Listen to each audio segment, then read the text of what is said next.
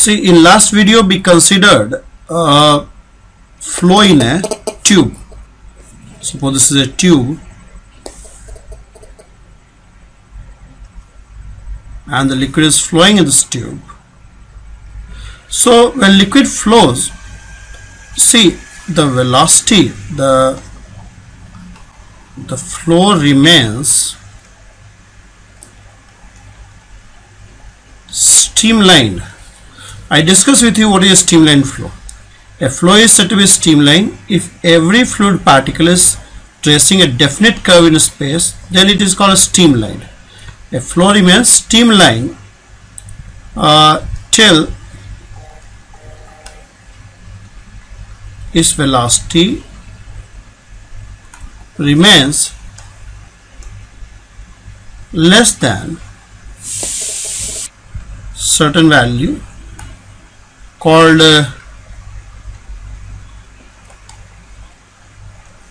critical velocity. This fluid flow will remain streamlined if the velocity is less than certain critical value, and this critical velocity will be depending on the property of system like viscosity, radius of this tube, density, right? So this critical velocity, if it is less than critical velocity, then if the velocity remains less than the critical value, the flow remains streamlined. So how we get that critical value? Reynolds found the formula where he found that this critical value depends on viscosity eta, critical value or coefficient of viscosity, and it has inverse variation with the diameter and density. See, if velocity goes beyond critical value, then flow will become turbulent. It will become very irregular, very erratic. It will become very erratic. So Reynolds found this critical velocity. It was varying like experimental. This is all experimental finding.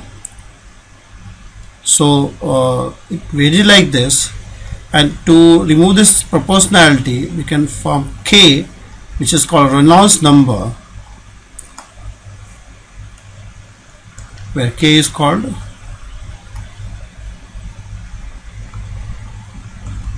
Reynold'S number.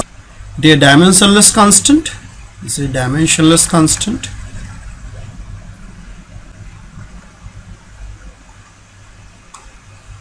Called Reynolds number. So you see, critical velocity has got this kind of dependence. It means if the diameter of capillary tube is higher, the critical velocity will be low. If radius of capillary tube, the diameter is this diameter, if you increase the diameter of capillary tube, the critical velocity becomes smaller, so there will be stronger tendency of the fluid going turbulent. If critical velocity is less, then at a very small velocity also your fluid flow will become turbulent. If critical velocity is high, there is more tendency in the fluid to be having streamlined flow, because this is the critical value beyond which the flow becomes turbulent.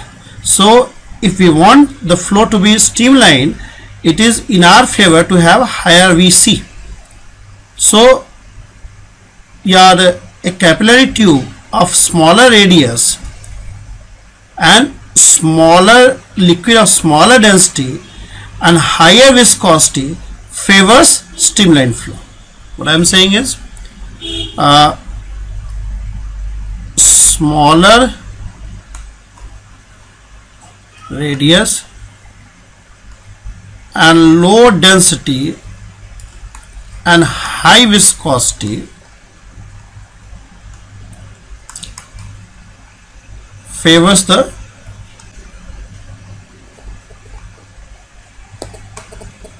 streamlined flow. Favors the streamlined flow. Say this K, Reynolds number is a dimensionless quantity.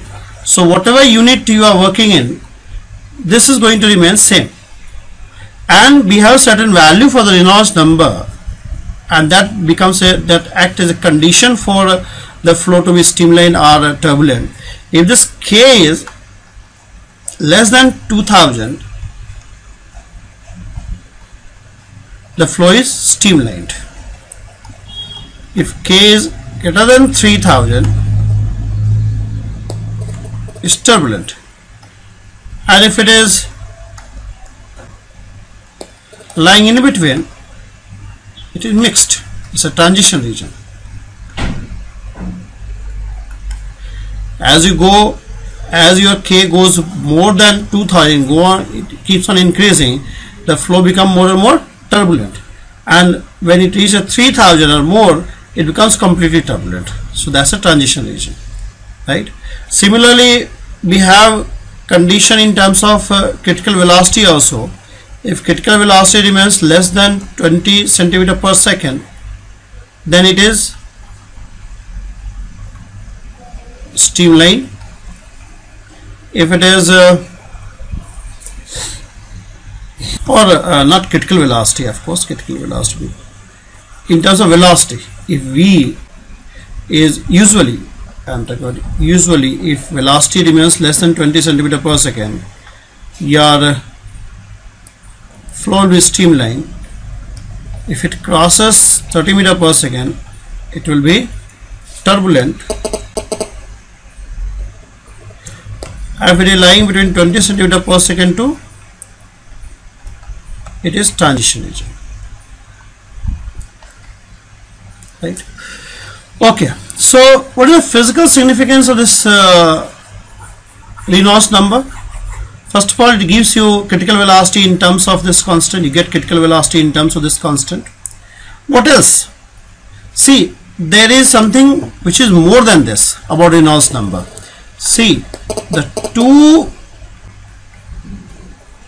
fluid systems are, I'll tell you the meaning of this, dynamically similar if their Reynolds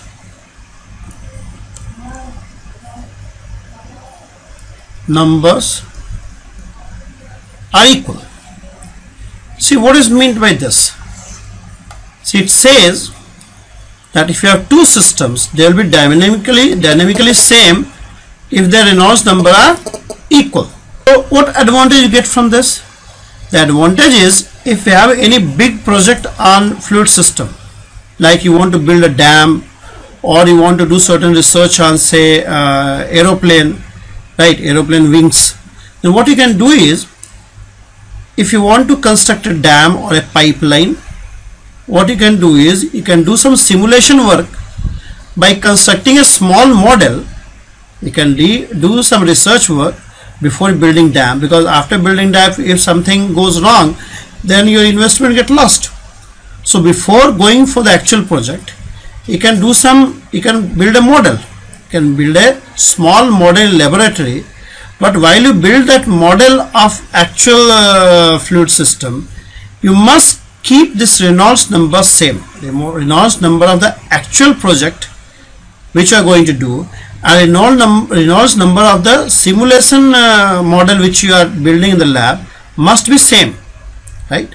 Then you can study the different property of the actual project by just studying those property on that model, because Reynolds numbers are same, so their dynamical properties will be same. Like you want to do some research work on wings of the aeroplane, then you can build a small model keeping this Reynolds number to be Reynolds number same. Then you can study the forces acting on those wings, and you can imagine that same kind of thing will happen in actual project also, right? So that's the advantage of Reynolds number. It helps you in simulating the actual project by building small models, because if the Reynolds numbers are same, the two fluid systems will be dynamically similar. Get your point? So that is the advantage, that is the significance of Reynolds.